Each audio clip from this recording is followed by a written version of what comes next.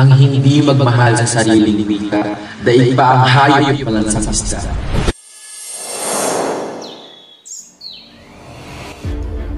Sa mundo na magkakaibang kultura at wika,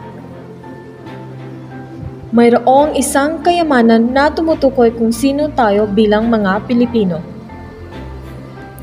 Ang ating mahal na wika.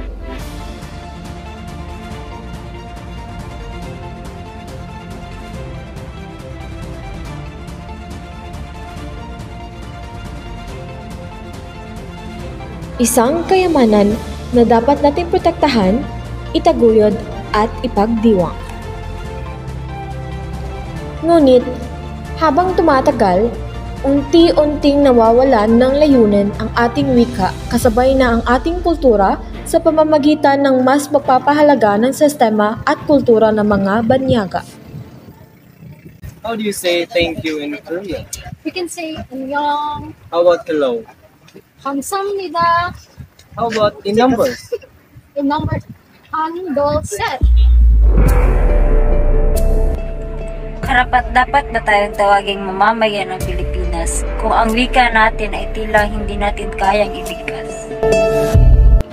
Ang ating wikang Filipino ay higit pa sa mga salita.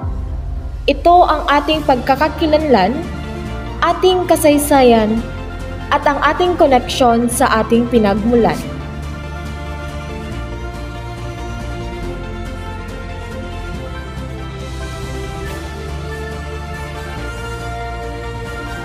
Ang ating kultura ay nabubuhay sa pamamagitan ng ating wika, sa ating musika,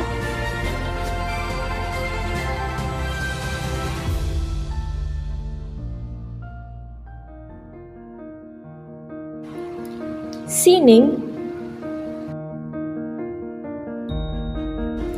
at mga kwento.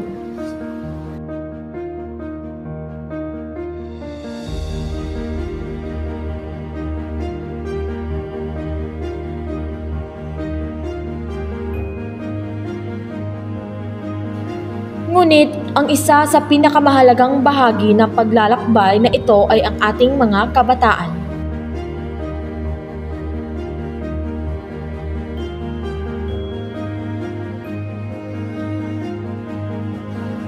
Hikayatin natin silang matuto at mahalin ang ating sariling wika dahil hindi lang ito responsibilidad. Ito ay isang regalo na ating maipapamana sa susunod na henerasyon. Dapat nating tiyak na ang ating mga paaralan ay nagtuturo ng Filipino hindi lamang bilang isang asignatura kundi bilang isang landas sa pag-unawa sa ating mayamang pamana.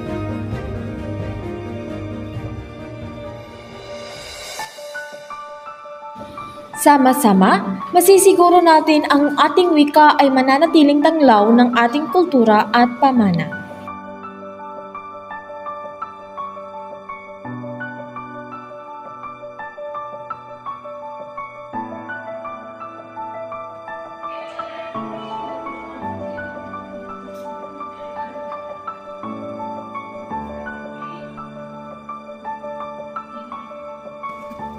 Ayon nga kay Gurley M. Palmeco, ang wikang Filipino ay sagisag ng kalayaan, sandigan ng katapatan, naway ingatan at laging alagaan, lubos na mahalin at kailanmay huwag pababayaan.